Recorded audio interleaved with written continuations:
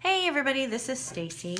I am back. As you all very well know, it's been all over the news and it probably still is. We had Hurricane Irma roll through Florida and we were very fortunate. We didn't have any flooding, we didn't have any damage to our home. The only thing that happened was the power went out for a few days and so I'm very grateful for that. And also in the meantime, we escaped to Tennessee for a few days and we were able to attend another wedding up there at a gorgeous venue near Jonesboro called, I think it's called The Mill, but anyways, so we had a good time up there. So my schedule is a little off because we were preparing for the hurricane and then kind of cleaning up and unboarding windows and stuff. So, but I did have a couple of questions that I got from a couple of you that I wanted to answer. And one of those questions was about magnets. I just ordered new magnets and I got these ones that are super thin, which are wonderful. These little guys, if you can see, are really, really thin, a little bit wider. The measurements on these are 12 millimeter by 1 millimeter, or 15/30 seconds. And if you look really close, these were the magnets that I was using. And these are 1.5 millimeter. And so that 0.5 makes a huge difference. Now they are wider than the other ones, but because they're so much thinner, they don't leave as much of a bubble in your page, and that little bubble was just driving me insane. Anyways, I'm gonna leave the link in the description box below for where I ordered these magnets, and if you want to, let's see, I'll show you, kind of give you a comparison inch-wise. These are, they're about 1/2 inch wide. But like I said, they're so super thin. These are wonderful. I will leave in the description box below where I get these. I ordered these on Etsy from a place called the Thackery, and I will leave you a link so you can check them out and order them. But I ordered these, you can order 50, 100, or 250 pieces. I usually get 50 at a time. They're $8.99 for 50, and then of course you're gonna pay for shipping on those. Okay, the other question that I got, moving on because I don't have a lot of time, was how to make that very first page for the Midnight Garden wedding album. I don't have the album here, or I would show you, but if you want to go back and watch the video, I will also leave that link in the description box below so you can check that out. But basically, okay, so all of the pages in that album were tunnel pages. This is your basic tunnel page. One side goes to your hinge, the other side is open so you can put your photo mat in there, okay? So I started off with the basic tunnel page. And then you want to cut 2 pieces where the hinge is going to fit inside of your, either on the inside or the outside of the tunnel, however you prefer. I stuck mine on the inside so it leaves it kind of cleaner on the page. So you're gonna have one that comes all the way almost over on the left side. And then on the right side, you're gonna have another one, another little hinged page that is not cooperating. We're gonna fit down in there.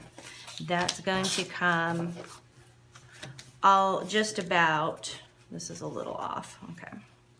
Just about to the edge of your paper. Okay, and then you're gonna need an edge die, some kind of one of these dies. This is by Spellbinders, or one of these. This is the Tim Holtz brackets. This is the Spellbinders card creator dies. This is the, I guess A2 brackets border 1 is what I'm seeing on the package. Okay, there is also another way to do this, but this is how I did it. You're gonna need a piece of paper that measures 6 inches by 6 inches.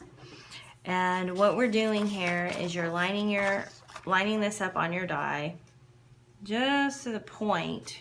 So the point of your die is here, and you just want to barely cover that point, and you want to make sure it's even. Then you're going to run this through your machine. You hold it down with a little bit of washi tape. Run this through your machine, and you're going to do that on all 4 sides, and that is going to give you your shape. So now you have something, depending on what border die you're using, that looks like this. Okay, so you have your 6x6 and it's cut all the way around. All right. Then what you're going to do is you're going to unfold this madness here, or you can do this before you attach your pages, which is probably better. If your pages are attached, just unfold it and run it through your die cut machine this way. But you want to make sure, before you do any of this, you want to make sure that this all lines up and this is very close to the edge of the page. So then you're going to take your same die that you just used, and you're going to do the exact same thing. You're going to, only on this page, you're going to find the middle, and you're going to want to line that up, just barely covering the point again, and run that through your machine. So now you're going to have your edge that looks something like this. This is reminding me, oh, I have an appointment tomorrow. Okay, so you're going to have an edge that looks something like this. Now this curve, when you first line this up, your curve is not going to come all the way around. It's going to be short because it's short here. So take this piece that you've cut, line this up, get a pencil, and trace around the edge until where you want it to stop. You want to have plenty of room so you can put a picture here and do some journaling or something under here. So you just have to, and then you can either take a pair of scissors or a razor knife after you've traced that, and then you can cut that back. Okay, so now once you've done that and you've got your piece that's lined up, now this is all cardstock. This is all your base page done with cardstock. You want to find this line here that you've made, and you want to fold that over. That's going to become your hinge. And whatever excess is hanging, just trim that off. I trimmed mine down probably to almost 1/4 of an inch, a 1/2 inch, but trim all this off. And then now you've got your hinge. So your page opens this way. Okay, and then your page opens, well, that's a mess, but then your page opens this way as well again. So it goes this way and then this way. Okay, after all of that's done, you're going to want to cut the same shape again in your pattern paper. So get your edge die, don't put that too far away. Do the same thing with your pretty pattern paper, and you're going to line this up. Now if you want a border around here, you're going to have to do a little bit of cutting down, because you're going to line this up here. Okay, you're going to cut this piece off, and you'll have to trim it down because you can see where the fold is. You're going to have to trim both sides of these down. You can see where the fold is. It goes over, you know, it's up above where you're going to be able to bend it. So figure out how much of a border that you want around the edge, cut it. That way you're still going to be able to open this up. And then you're going to have to do the same thing on this side, because your cardstock's going to be down in this shape, and if you want that little bit of border, you're going to have to move it and trim a little bit off the edge. So your pattern paper, you're going to end up cutting it into 2 separate pieces to line up. I hope that makes sense. Does that make sense?